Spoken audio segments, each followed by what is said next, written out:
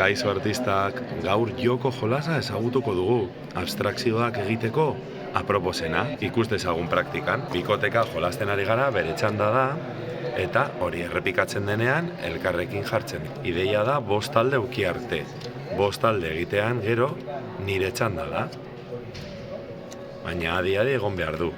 Orduan orain, berez nire txanda litzateke, baina berak egingo du, nik egingo nukeena.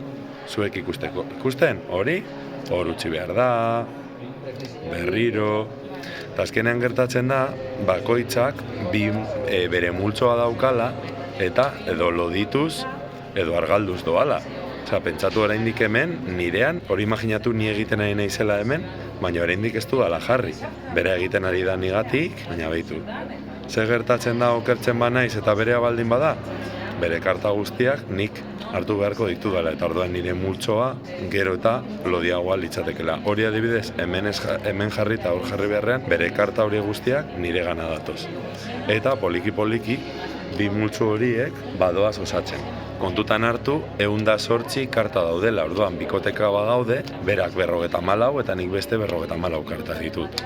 Ikusten, behin bukatuta, ja, 5 eginda, nik hauek nire multzoan jartzen ditut berak bereak, eta gian nire multzoa orain lodiagoa izango da, eta berea argalagoa.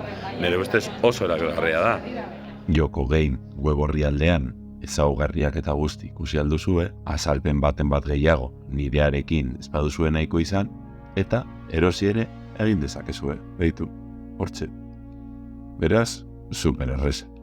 Horra dina eta guzti ikusi alduzue, beno, erabilgarri egingo zaizuelakoan, beste bat arte...